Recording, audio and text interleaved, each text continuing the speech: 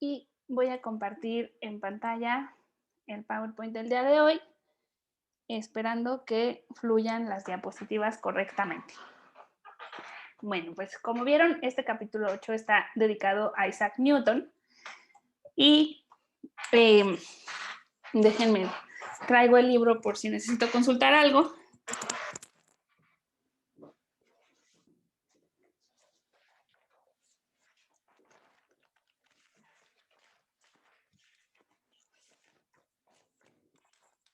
Bueno, esta primera imagen que tienen ahí es el Trinity College, que es en donde Newton estudió artes en Cambridge. Y bueno, pues ahí hacen el tour y te dicen que ahí había estudiado. Y la siguiente imagen también es sobre su biografía, pero este ya sería más bien como de su etapa de profesor de matemáticas en Cambridge, en donde se puede ver cómo era su estudio. Y dicen que es el árbol del cual le cayó una manzana en la cabeza, pero sería contradictorio con la historia que nos está contando John Lost, porque aquí nos dice que cuando llegó a comprender la naturaleza universal de la atracción gravitatoria, estaba aislado para evitar la peste en Woolstrop. Pero bueno, así es el turismo y allí pues todos no sabemos la anécdota de que le cayó una manzana en la cabeza a Newton y entonces dijo, de la misma manera en la que cae esta manzana, están cayendo todos los objetos pequeños hacia los objetos grandes.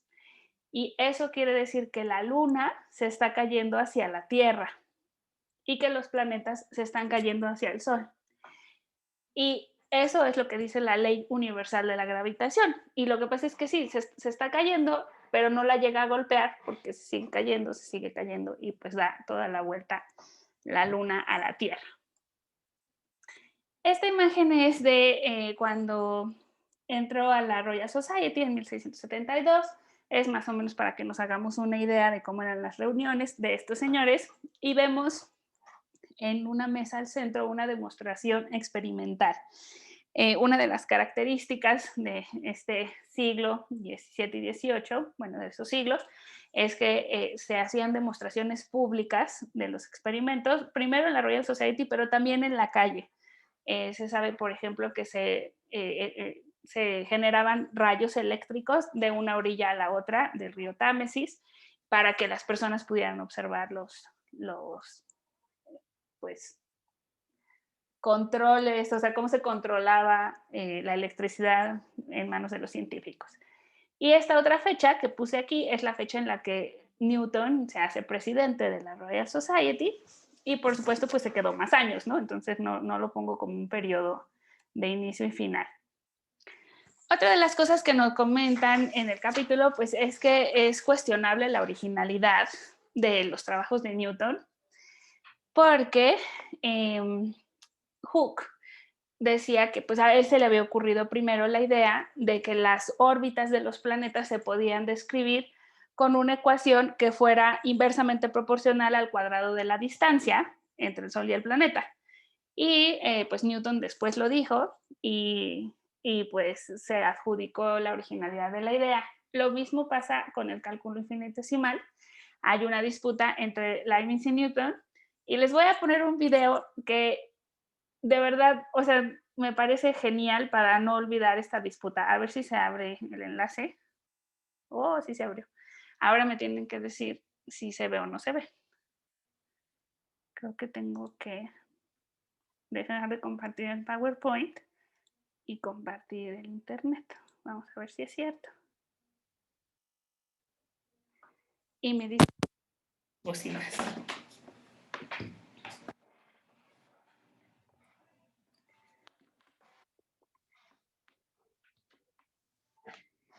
Cuando usamos el Zoom, se pone un poco lenta la red.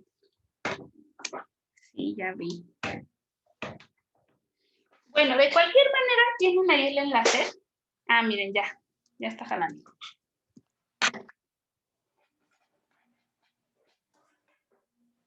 Aquí el cablecito de las bocinas. Y creo que Zoom hace que ustedes lo oigan con su propio audio. Pero no sé.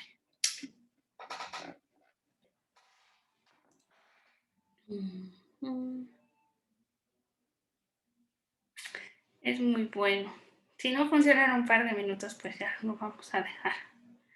Por la paz. Llegando a la clase, entonces.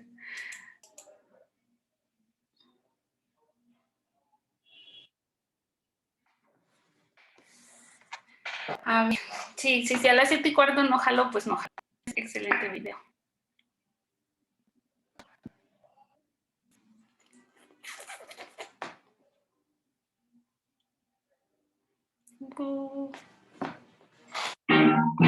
Grandes peleas de la ciencia. Hoy. Perdón, creo que les rompí los tímpanos. Damas y caballeros, bienvenidos a una de las peleas más celosas de la historia de la ciencia, con todo lo que el público quiere y reclama: trampas, engaños, insultos y genios malhumorados recluidos en sus habitaciones pensando cosas muy locas y muy científicas. En un rincón desde Inglaterra, Isaac Manzanita Newton. En el otro rincón, el hermano Gottfried Calculin Leibniz. ¿Quién ganará esta contienda? ¿Quién se quedará con el título de los pesos pesados de la matemática? Ya comienza la guerra por el cálculo infinitesimal. ¡Segundo afuera! Según se cuenta, Isaac Newton no solo fue uno de los científicos más grandes de la historia, sino también el que más ganas tenía siempre de andar peleando. De hecho, tuvo que irse a vivir con su abuela porque luego de la muerte de su padre, su mamá volvió a casarse y el padrastro no lo quería ver ni en figuritas. Antes de irse, tuvo intenciones de incendiar la casa materna con sus integrantes dentro, pero se arrepintió a último momento. Con el tiempo, ya siendo un hombre de ciencias consagrado, Newton cambió para Mario. Y el que se animó a enfrentarlo fue Gottfried Leibniz, que no tuvo mejor idea que investigar el famoso cálculo infinitesimal. ¿Por qué eso era un problema? Porque Newton, por su lado, estaba investigando lo mismo. En la que te metiste, Leibniz. En 1669, Newton redactó un texto en el que resumía su método de análisis numérico. En él se establecía una serie de procedimientos que serían bautizados posteriormente como el alumbramiento del cálculo infinitesimal. 3 años más tarde, Leibniz encontró la manera de sumar las diferencias entre grandes series de números. Don Gottfried aseguraría que fue en ese momento cuando descubrió las derivadas y las integrales, elementos básicos del cálculo infinitesimal. Leibniz buscó ser reconocido como el legítimo padre del cálculo infinitesimal, pero la cosa no venía fácil. Del otro lado del ring estaba el pendenciero Newton. Hacia fines del siglo XIX, el matemático Walter Lier, otro amigo de Newton, acusó a Leibniz de haber plagiado los conceptos del cálculo universal. Y ahí sí se pudrió todo. Leibniz respondió que era él quien tenía los derechos sobre la invención y trató de demostrarlo diciendo que los primeros textos traducidos al cálculo los había escrito él. Newton, que no era ni lerdo ni perezoso, llamó a otros matemáticos para que empezaran a decir por todos lados que Leibniz le había robado. La contienda no cesaba. Newton y su jefe escribieron libros y artículos, hicieron charlas públicas, de todo para liquidar a Leibniz, que no se quedó atrás. Los dos adversarios llevaron la disputa hasta los mínimos detalles. Uno decía A, el otro decía B. Uno cantaba truco, el otro cantaba quiero retruco. Leibniz cree que tiene la solución para darle el golpe definitivo a su rival y propone que sea la Royal Society, como gran autoridad académica, la que declare quién es el legítimo ganador de la contienda. Después de 2 meses de seco debate, la resolución fue: Isaac Newton es el primer inventor del nuevo cálculo.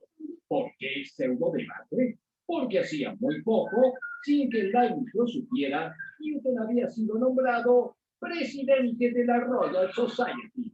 Leibniz besa la lona y madura el local. Después de ese episodio, Newton dijo que estaba contento por haber roto el corazón de Leibniz y concluyó que los segundos inventores no tienen derechos. Los analistas más recientes reconocen que la paternidad o la invención del cálculo infinitesimal debe corresponderle por igual a ambos, porque llegaron a resultados parecidos, pero por mecanismos diferentes. Si alguno de los dos ganó, fue por puntos y el fallo dividido.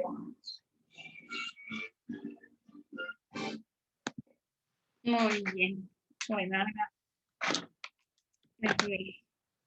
regreso. Me alegra que se haya visto porque cuando yo lo vi dije, ya nunca se me va a olvidar la pelea de estos dos y de cómo Newton hizo la super trampa de tener la autoridad de la institución que decidió. A ver, ahora sí, muy bien. Entonces, nos habíamos quedado en esta diapositiva. Nada más, por favor, díganme sí, así como viendo sus cabecitas y vean el PowerPoint. Ok, gracias. Entonces, bueno, pues esta cuestión de que a veces no es claro si Newton tuvo las ideas originalmente, pero le sobran ideas para dar y regalar y muchas sí fueron suyas.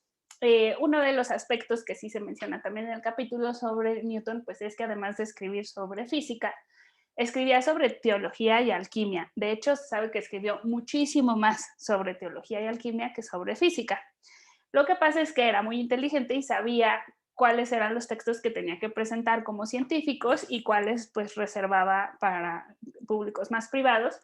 Pero bueno, era un hombre devoto, al parecer nunca tuvo ninguna relación amorosa, estaba totalmente dedicado al conocimiento y en teología estaba adscrito a una corriente del catolicismo que estaba en contra de que Dios fuera Hijo, Padre y Espíritu Santo. Esta es una corriente que se llaman como los ¿cómo es? Es la corriente unitaria, pues que solo hay un Dios. Y les traje para compartir estas imágenes. A mí me encanta como todas las cuestiones de caligrafía y todo, y estos simbolitos de la alquimia pues son muy bellos y se reconoce que pues son los antecedentes de la química, ¿no? O sea, todos estos hombres combinaban sustancias, los alquimistas buscaban la quintesencia, el elixir de la larga vida, pero bueno, en eso pues estaban combinando sustancias y empezaron a identificar esto que más tarde, mucho más tarde, se va a convertir en la tabla periódica de los elementos químicos con muchas transformaciones conceptuales. Pasamos al tema del método de análisis y síntesis que Newton reconoce recuperar de Aristóteles y critica a Descartes diciendo que, pues, como veíamos en la clase anterior, Descartes se concentró en la parte deductiva, pero le faltaba el soporte inductivo para basarse en la experiencia y en la observación. Entonces, pues retoma de Aristóteles que tiene que haber primero una parte inductiva que nos lleve a los axiomas y luego una deductiva que nos lleve a experimentar para ver si lo estamos haciendo bien o mal. Una de las afirmaciones de Newton pues, es que sigue a Bacon en que la inducción debe estar basada en la observación y que es el mejor método para entender la naturaleza. Entonces, el propio Newton se adjudica una metodología inductiva y así es como lo vamos a encontrar en muchos libros de historia de la ciencia o de metodología. O sea, el método newtoniano es un método inductivo. Un poquito más adelante también vamos a ver por qué es tan famosamente inductivo. Y bueno, además, o sea, sí es importante la abstracción y la inducción, y después también enfatizó pues, la necesidad de confirmar todo experimentalmente. Van a ver que casi todas las diapositivas que traje son de óptica, porque pues se suele conocer más las leyes de Newton, las mecánicas que nos enseñan en la prepa, pero no es tan conocida la teoría de la óptica de Newton, según la cual cada color de la luz estaba formada por partículas de diferentes formas. Entonces, así como él tiene toda una teoría mecánica de cómo se golpean los objetos, por decir las bolas de billar, también tenía una teoría de cómo cada rayo de luz de diferente color estaba conformado por partículas diferentes y por eso tenía comportamientos diferentes. En particular, bueno, lo que nos decía es que todos los rayos, fueran del color que fueran, viajaban en línea recta. Y les traje esta foto porque pues siempre he pensado que es como la demostración mediante la experiencia de que hay líneas rectas en las trayectorias de la luz. Ahora sabemos que Einstein refutó esto y pues que Newton estaba equivocado, pero es mucho más difícil justificar la teoría de Einstein en nuestra experiencia cotidiana que la de Newton. O sea, lo más fácil es pues ver rayos de luz que sí van en línea recta o nos parecen ir en línea recta, ¿no? Entonces, por eso traje estas imágenes en donde se ven las líneas rectas de diferentes colores. Y bueno, esta ya es como la imagen un poquito más seria de cómo Newton presentó su prisma. Había leído yo en algún relato pues que tuvo que oscurecer un cuarto en la Royal Society y me hubiera gustado como que en este dibujo hubiera más personas, como en la imagen anterior de la Royal Society, porque era una demostración ante muchas autoridades del conocimiento para demostrar que la luz solar se podía descomponer en todos los colores del arco iris, ¿no? Esto es más el diagrama original de su diseño experimental en un cuarto oscuro. Y la lupa, aquí, o sea, dejaba un orificio en la pared, que está de este lado, y esa luz incidía en una lupa que la hacía concentrarse en el prisma y proyectar los colores en una pantalla. Entonces, pues lo que está ocurriendo, digamos, en términos metodológicos, es pues lo que hemos estado viendo en este curso, que es que primero tenemos una serie de observaciones, como el arco iris. También hay relatos de cómo Newton observaba las burbujas de jabón y observaba que ahí se veían diferentes colores. Y por supuesto había trabajado con lentes porque pues construyó telescopios cada vez mejores utilizando espejos interiores que hacían que la resolución mejorara. Entonces tiene todas esas observaciones y con eso abstrae por medio de la inducción un principio general que dice que la luz solar está compuesta por rayos que tienen propiedades de refracción diferentes. ¿Qué quiere decir esto? Dice Newton, si estoy en lo correcto, no solamente cuando llega el rayo blanco, pues vemos que se abre el espectro de colores, sino que si yo hago incidir un rayo amarillo, tendría que salir en el ángulo del amarillo, y si hago incidir un rayo azul, tiene que ir en un ángulo distinto, y así con todos los colores del arco iris. Entonces, este es el otro experimento, que quedó como cortada la imagen, pero el caso es que aquí ya hace incidir rayos de un solo color, monocromáticos. Si ven, del lado izquierdo hay uno amarillo, aquí hay uno verde, aquí hay uno rojo. Entonces, se generan en la parte final del proceso del conocimiento nuevos experimentos que se deducen de la ley general. También viene en el capítulo un comentario sobre la teoría de la mezcla de colores. Viene más adelante, pero lo puse aquí como para juntar todo lo de la óptica.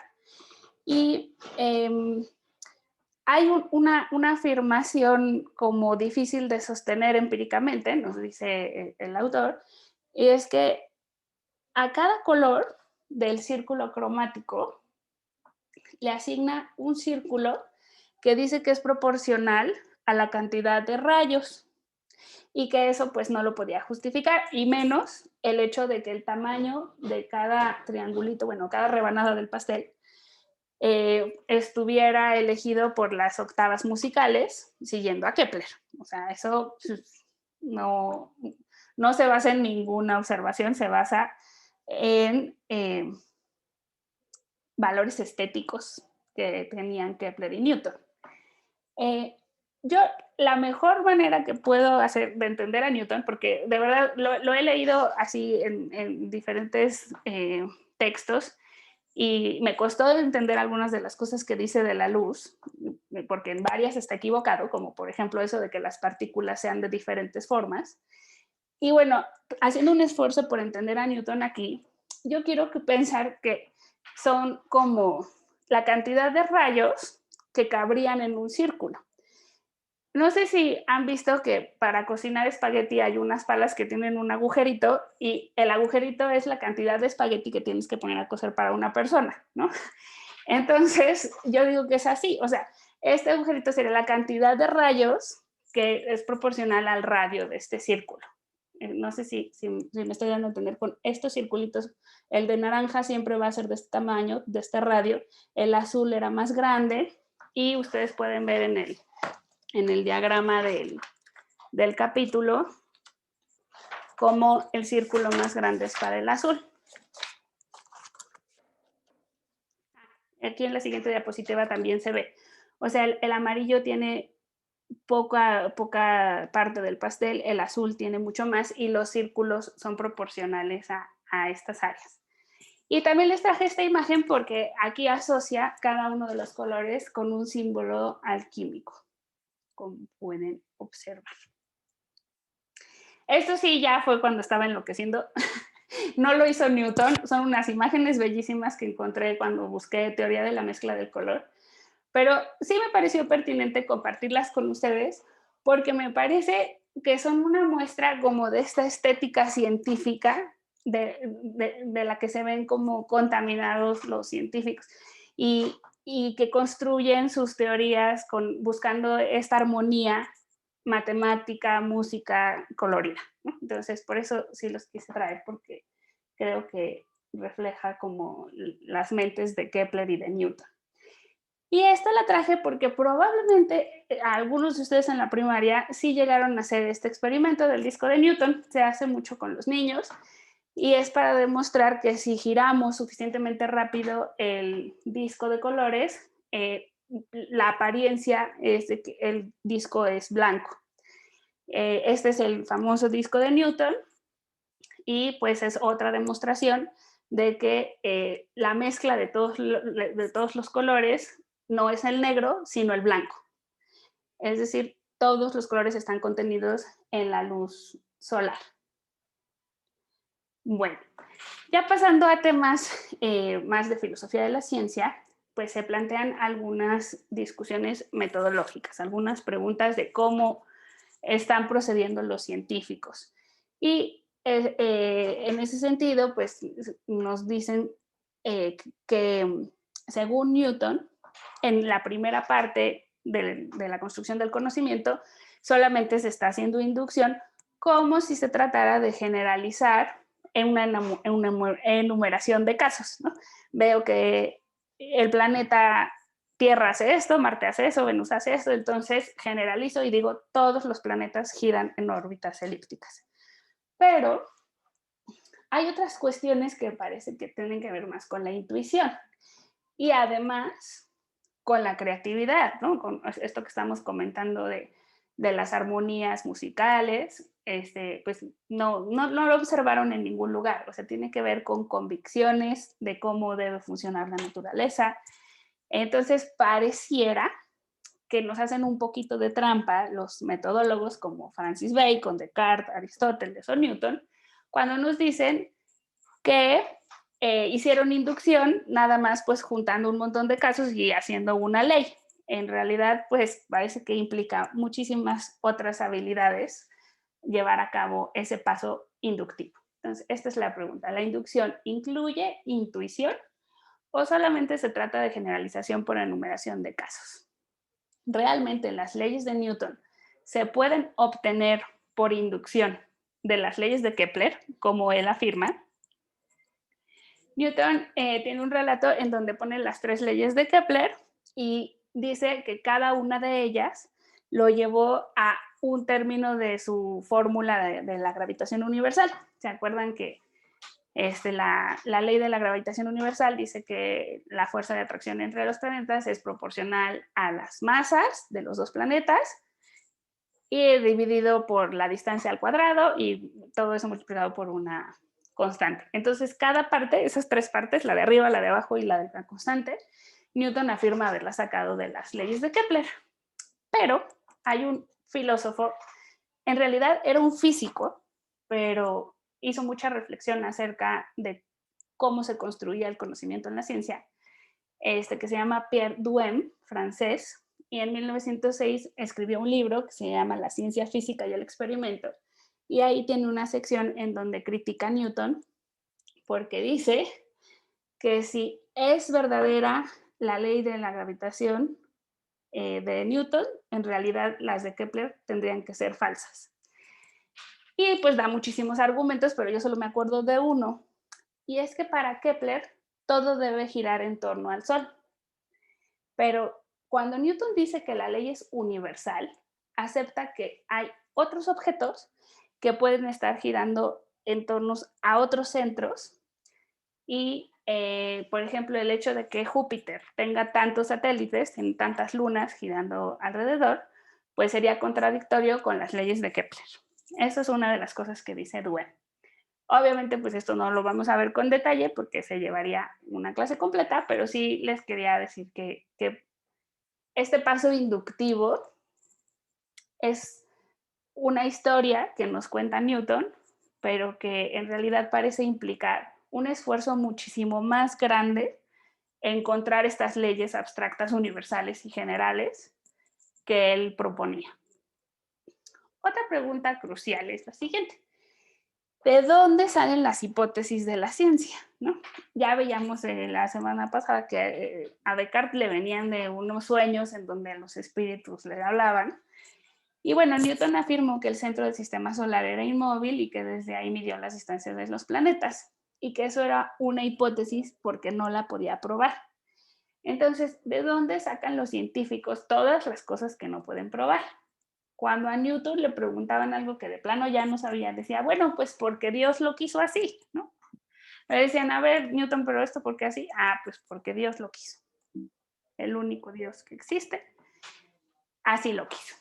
Bueno, lo que da el título a este capítulo es el método axiomático y pues se resume en estas tres etapas.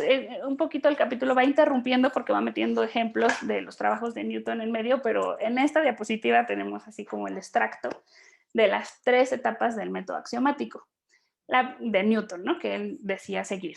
La primera etapa consiste en establecer los axiomas, que son relaciones invariantes entre masa, fuerza, velocidad, etcétera, todas estas variables físicas. Idem est, es decir, establecer los principios matemáticos. Una vez que ya se especificaban esos principios que son los axiomas, entonces habría que hacer un procedimiento para relacionarlos con observaciones. Es decir, diseñar predicciones de tal forma que si eran ciertos, si es cierto lo del prisma, entonces tiene que ser cierto que todos estos otros experimentos también se van a cumplir. Y por último, la tercera etapa pues es llevar a cabo los experimentos y confirmar si son verdaderas esas consecuencias deductivas de los axiomas o no lo son. Entonces, este es el método axiomático. Yo lo escribí mal, escribí axiológico aquí, pero es axiomático. No resulta idéntico al análisis y síntesis, es lo que nos dice John Locke, ¿no? Dice, pues es lo mismo, ¿no? Es hacer inducción, poner los axiomas, por ejemplo, del movimiento, y después predecir cómo se moverán los cuerpos celestes y terrestres.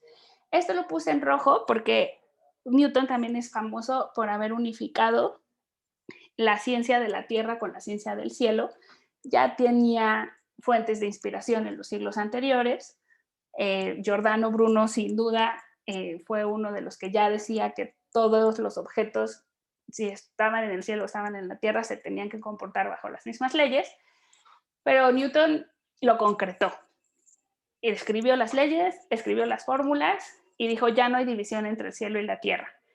Y por eso en filosofía de la ciencia siempre se usa como el ejemplo paradigmático de lo que es una explicación unificacionista, como una buena explicación logra unir dos campos de la experiencia que estaban separados y los une en una misma explicación. Eso es lo que hizo Newton y pues es muy famoso por ello. Bueno, entonces en esta sección, para explicarnos cómo es el método axiomático, pues se mencionan estas 3 leyes que yo creo que todos vieron en la prepa.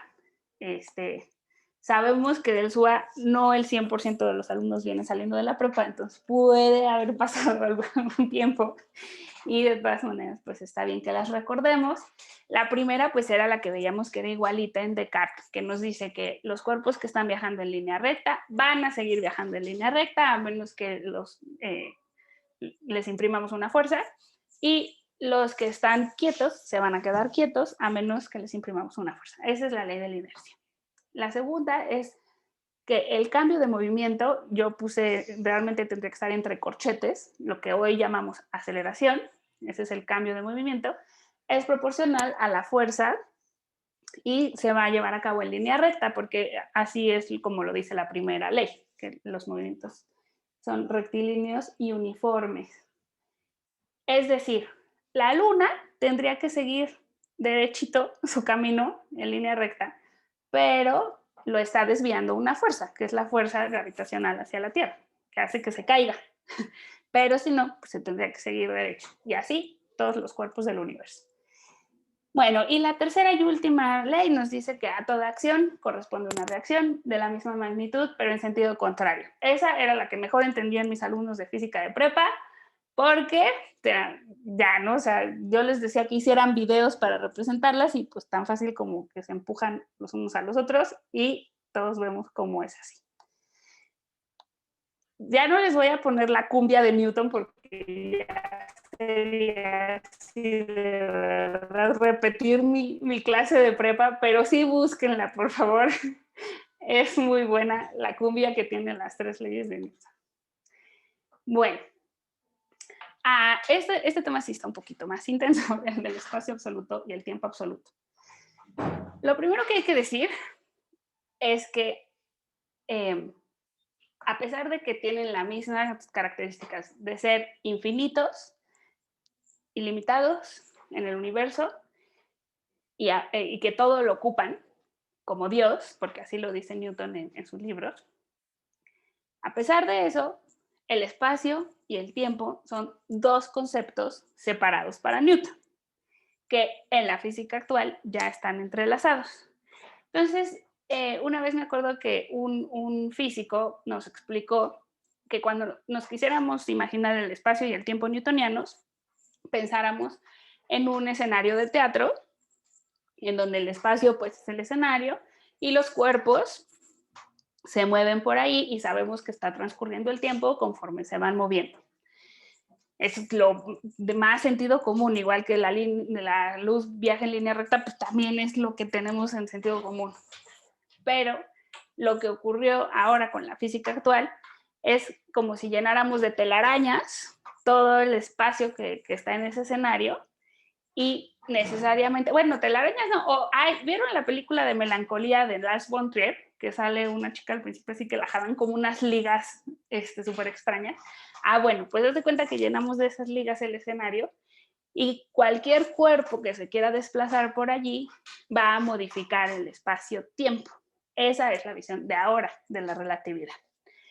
Cuando en Newton, pues simplemente es el espacio como nosotros lo sentimos, en que nos podemos mover libremente sin afectarlo, y el tiempo va avanzando, pero no tiene que ver con el espacio. Son independientes. Pasa muy rápido el capítulo por este experimento de la cubeta de Newton.